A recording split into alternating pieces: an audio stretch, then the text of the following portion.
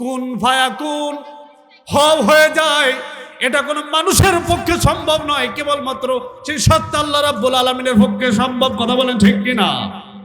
আমার ভাইয়েরা, সমাজে কোন কিছু মানুষ আছে এমন থিওরি এনে বলে সকল ক্ষমতার উৎস জনগণ।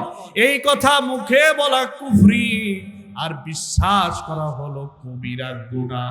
এমন কথা যদি আপনাকে কোন আদর্শ এমন কথার দিকে ডাকে, খবরদার। আল্লাহর কোরআন বলে তুমি যদি আখিরাতের বিশ্বাসী হয়ে থাকো, আল্লাহ এক সার্বভৌমত্বের মালিক, এক আল্লাহ যদি স্বীকার করে থাকো, তাহলে এমন কোন বিশ্বাস, এমন কোন চিন্তা চেতনা কোন মুমিন লালন করতে পারে না। কথা বলেন ঠিক কিনা?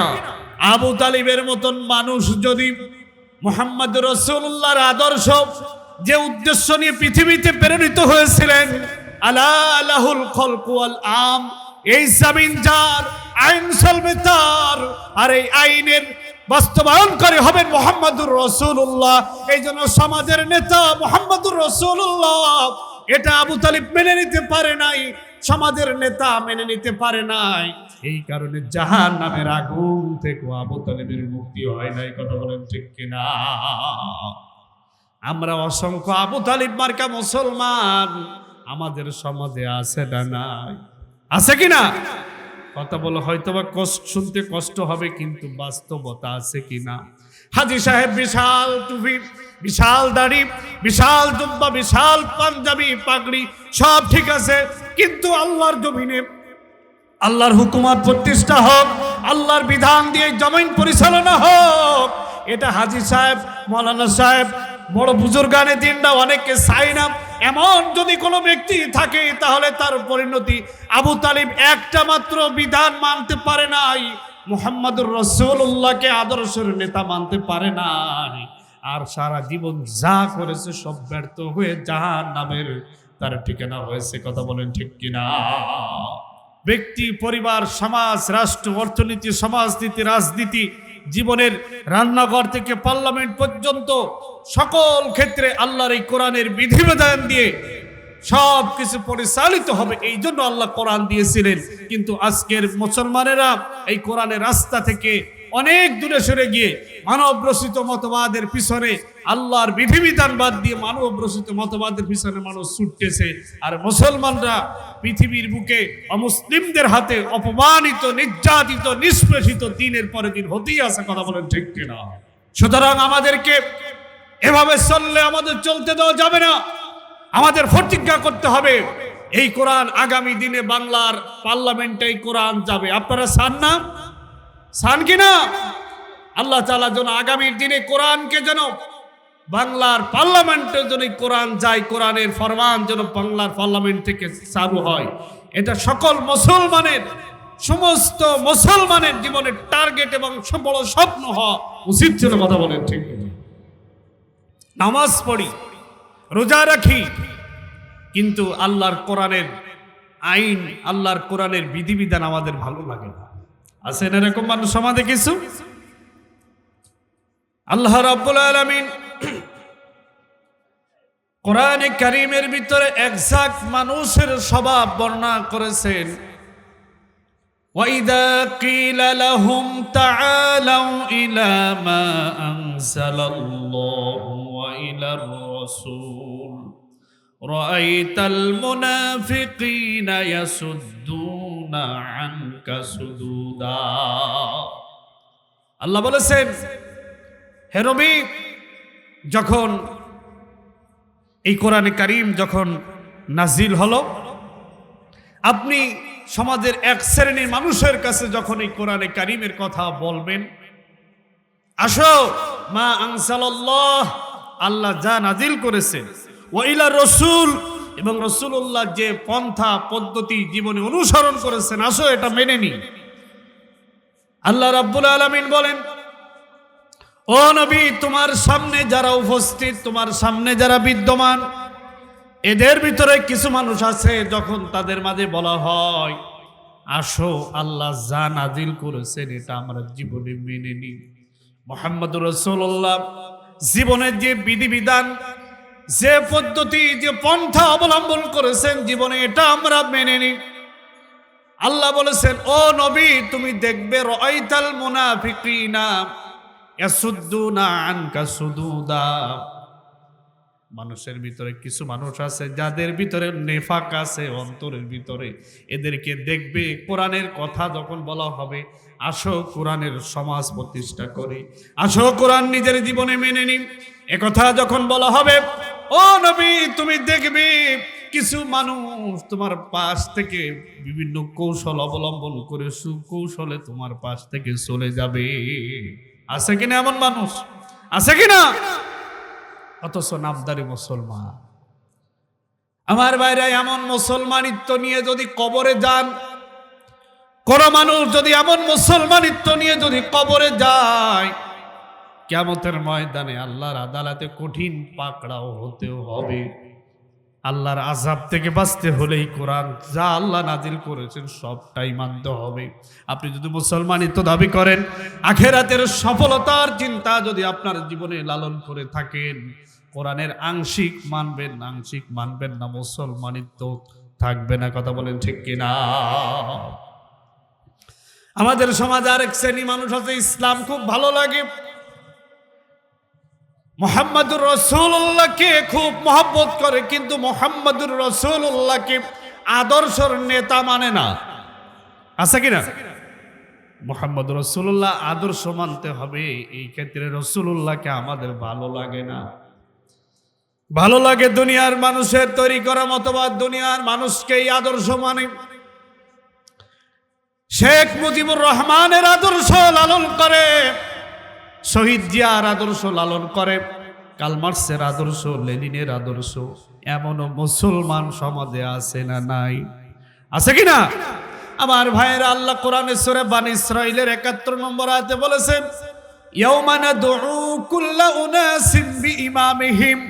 দুনিয়ার বুকে যে যে নেতাকে আদর্শ মানবে, যে যে নেতার আদর্শ অনুযায়ী ব্যক্তি, পরিবার, সমাজ, রাষ্ট্র চালাবে, কিয়ামতের ময়দানে আমি আল্লাহ রাব্বুল আলামিন ওই সমস্ত মানুষের সাথে হাসরের মাঠে ডাকবো। এমন নেতাকে নেতা মানা যাবে না যে নেতার ভিতরে আল্লাহ নাই, রসুল নাই, দিন নাই। এমন নেতাকে নেতা মানতে হবে যে নেতার দিকে তাকালে রাসূলুল্লাহর কথা মনে পড়ে যায়। আমার ভাইয়েরা, রসুলের আপন চাচা আবু তালিব, নাম শুনেছেন না?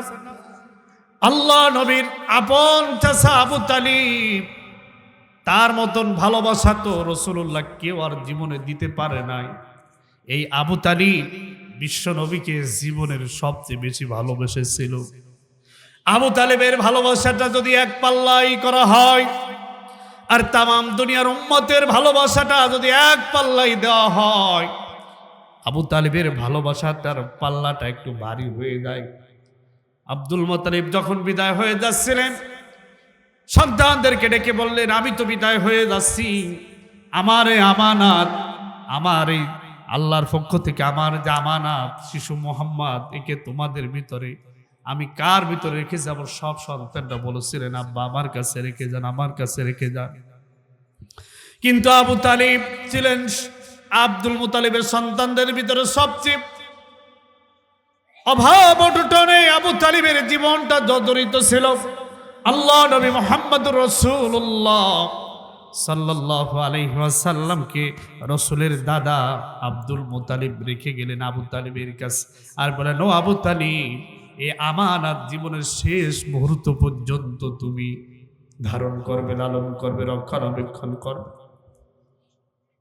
এই আবু তালিব সারাটা জীবন রাসূলুল্লাহকে জীবনের চেয়ে বেশি ভালোবাসলো। আল্লাহ নবীকে যখন মক্কার কাফির বেঈমানেরা যখন বয়কট করেছিল, সাহাবে আবু তালিব আল্লাহ নবীকে 2 বছর 10টা মাস জেলখানায় বন্দী করেছিল। জানেন তো ইতিহাস? আল্লাহ নবীকে 2 বছর 10 মাস ওই আবু জেহেলদের জেলখানায় আল্লাহ নবী মুহাম্মদ রাসূলুল্লাহ বন্দী ছিলেন। আবু তালিব তখন স্বেচ্ছায় কারাবরণ করেছিল, বলছিল, ও মুহাম্মদ, তুমি একাকী কষ্ট করবে, এটা তো হতে পারে না, আমিও তোমার সাথে স্বেচ্ছায় কারা জীবন ভোগ করব। এভাবে করে করে আল্লাহ নবীকে এত ভালোবাসা দিয়েছিল। আল্লাহ নবী সারাটা জীবন আবু তালিবকে দাওয়াত দিয়েছেন, ও চাচা যান, আপনি যেভাবে আমাকে মহব্বত করেন, ভালোবাসেন, শুধু একটা মাত্র আপনার কাজ বাকি, তা হলো আল্লাহকে রব বলে স্বীকার করা। এই কাজটা যদি আপনি করতে পারেন, আল্লাহ রাব্বুল আলামিন আপনাকে কিয়ামতে মাফ করে দিবে। এভাবে অনেক অনেক অনুনয় বিনয় করেছেন রাসূলুল্লাহ, কোন অনুরোধ আবু তালিব শোনে নাই। আবু তালেবের মৃত্যু যখন মৃত্যুর কোলে ঢলে পড়তেছে, সাকরাতুল মউত, মৃত্যুর কোলে আবু তালিব। এমন সময় আবু তালিবের মৃত্যুর এই মুহূর্ত অবস্থার খবরটা রাসূলুল্লাহকে দেওয়া হলো। ইয়া রাসূলুল্লাহ, আপনার চাচা আবু তালিব মৃত্যু সজ্জায় শায়িত। রাসূলুল্লাহ তার পাশে গেলেন, পাশে গিয়ে দেখলেন নবীজির আবু তালিবের যে খাটিয়ায় শুয়েছিল, ওই খাটিয়ায় মক্কার সবচেয়ে বড় যে লিডার আবু জেহেল বসা ছিল। হাদিস শরীফে এসেছেন, সাঈদ বিন মুসাইব বিন আবিহি قال لما حضرت ابي طالب وفات جاء النبي صلى الله عليه وسلم فوجدوا عنده ابا جهل وعبد الله بن ابي اميه بن كعب بن مغيرة فقال رسول الله صلى الله عليه وسلم قل لا إله إلا الله কালিমাত আশহাদ লাকা বিহা ইনদাল্লাহ। অনেক লম্বা হাদিস। হযরতে প্রখ্যাত তাবেঈ হযরতে সাঈদ ইবনুল মুসাইবিন বলেছেন, আমি আমার আব্বার কাছে এই ঘটনাটি শুনেছি। আবু তালিব যখন মৃত্যুর যন্ত্রণায় বিছানায় যখন শায়িত ছিলেন, আমি তার পাশে গেলাম, পাশে গিয়ে দেখি ফাওয়াজাদু ইনদাহু আবা জাহাল, আবু জেহেল আবু তালিবের শয্যা পাশে বসা। শুনতেছেন তো? আল্লাহর নবী গেলেন আবু তালিবের শেষ মুহূর্তে, গিয়ে দেখলেন আবু জেহেল আবু তালিবের বাম পাশে বসা।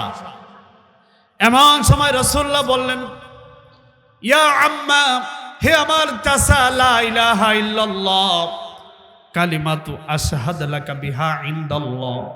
ও চাচা যান, একটা বারের জন্য আপনি বলুন লা ইলাহা ইল্লাল্লাহ, লা ইলাহা ইল্লাল্লাহ আশহাদু লাকা বিহা ইনদাল্লাহ।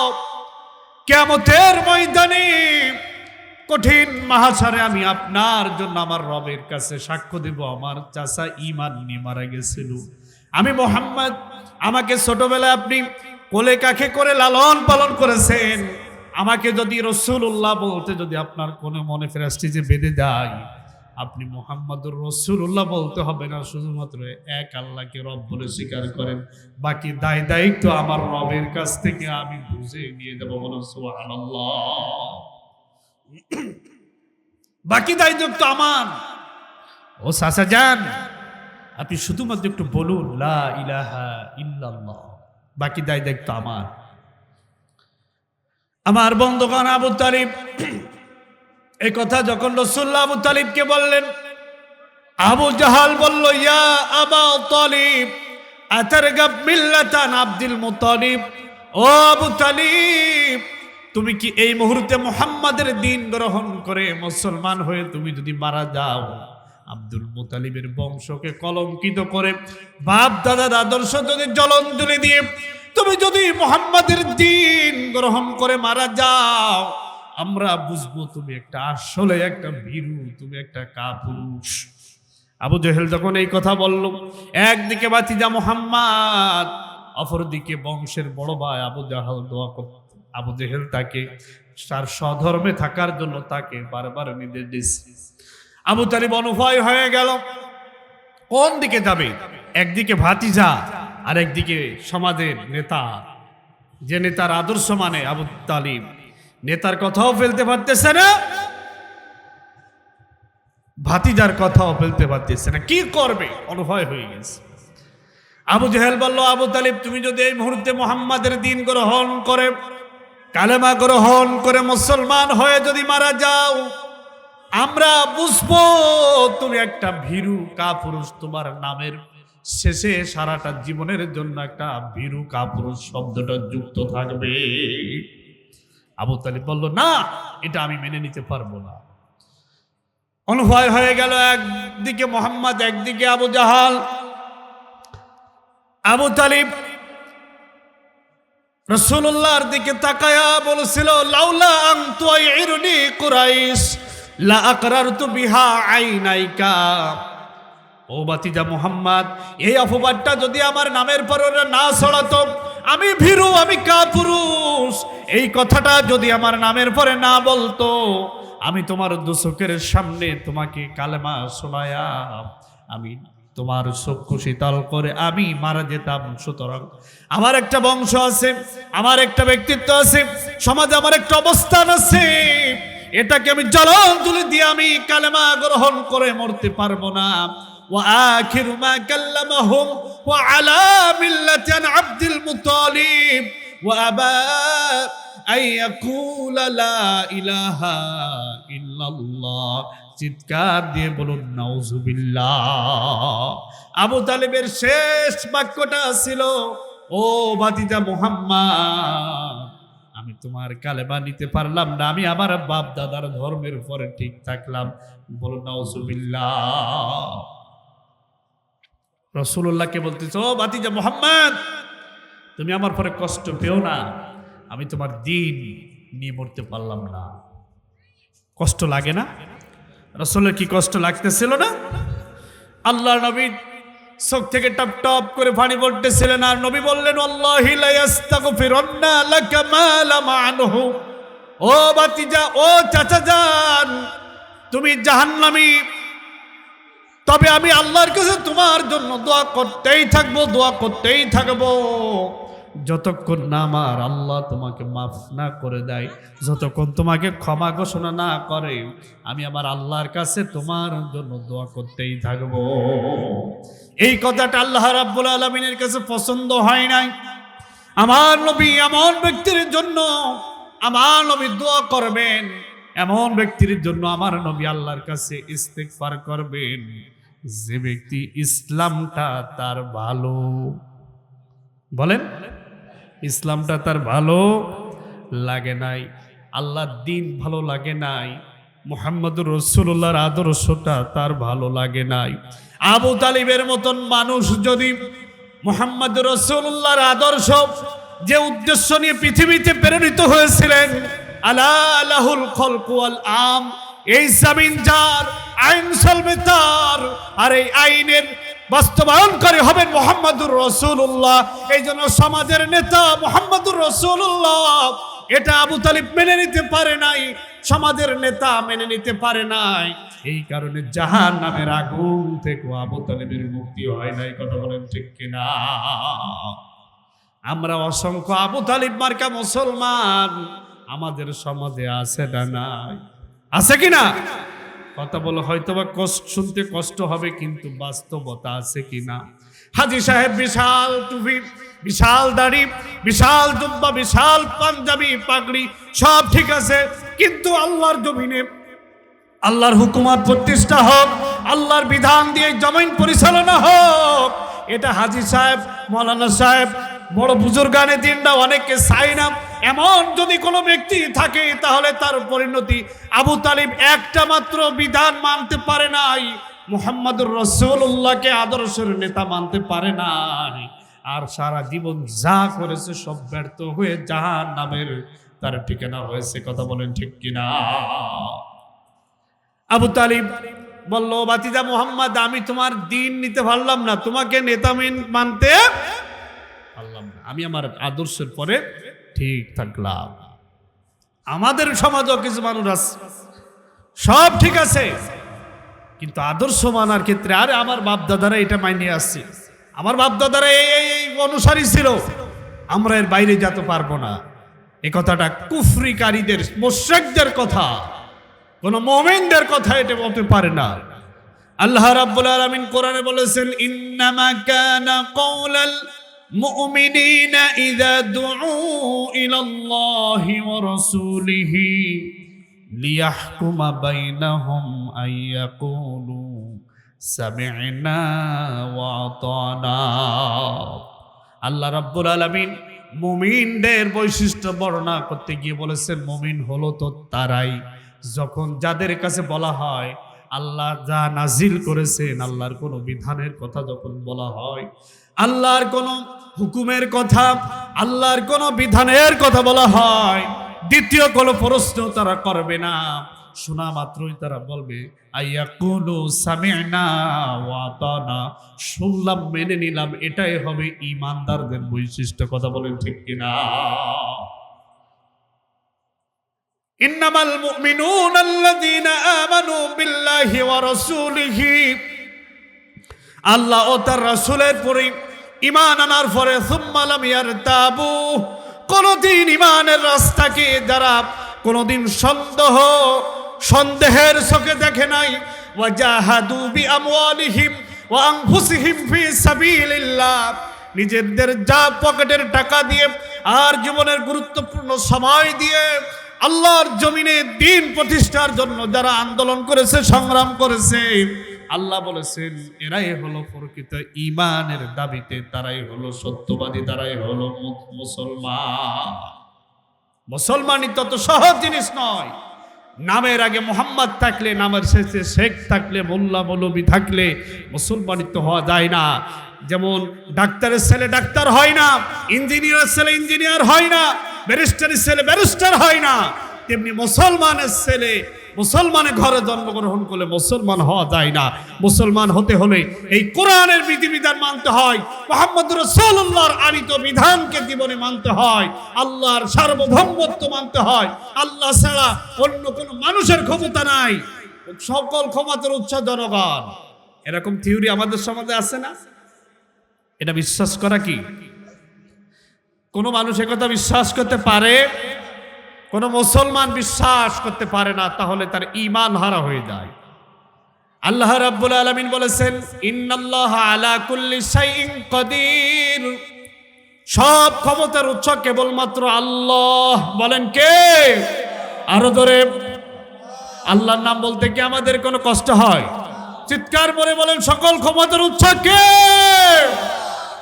আল্লাহ বলেছেন আন্নাল কুওয়াতা লিল্লাহি জামিয়া, সব ক্ষমতার উৎস কেবলমাত্র আল্লাহ রাব্বুল আলামিন।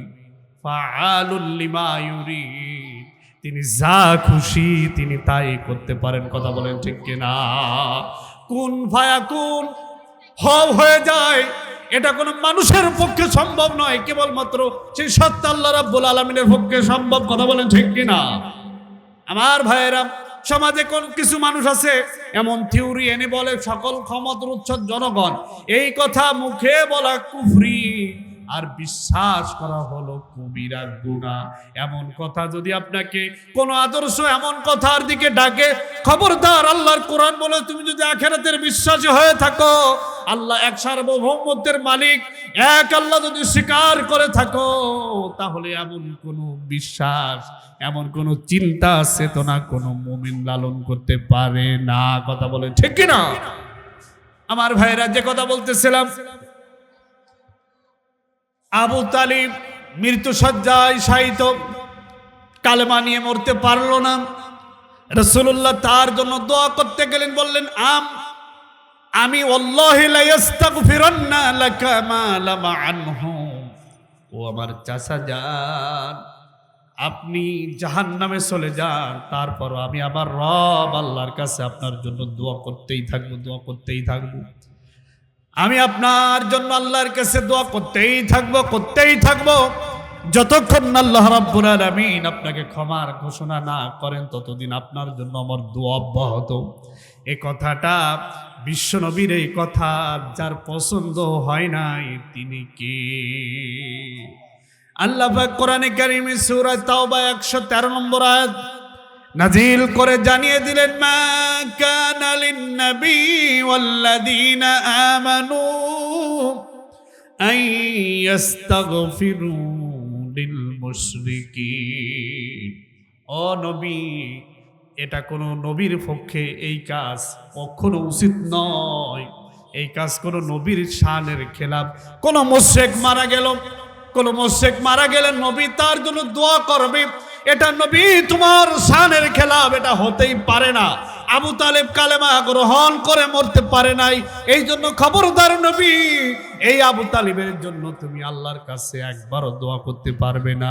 মা কানা লিন নবী, এই মুহূর্তে নবী তুমি আবু তালেবের জন্য খাস, ওয়াল্লাযীনা আমানু, এবং পরবর্তী যে যত ঈমানদার এই পৃথিবীতে আসবে, কোন মুশরিক মারা গেলে কোন ঈমানদার তার জন্য দোয়া করতে পারবে না। আল্লাহর সাথে সাথে দুইটা ফরমান জারি করলে। এক নাম্বার ফরমান হলো নবী এই ক্ষেত্রে আবু তালিবের জন্য খাস, মা কানা লিন নবী, ও নবী তোমার জন্য এই মুহূর্তে খাস, ওয়াল্লাযীনা আমানু, ঈমানদারদের জন্য পৃথিবীতে আম।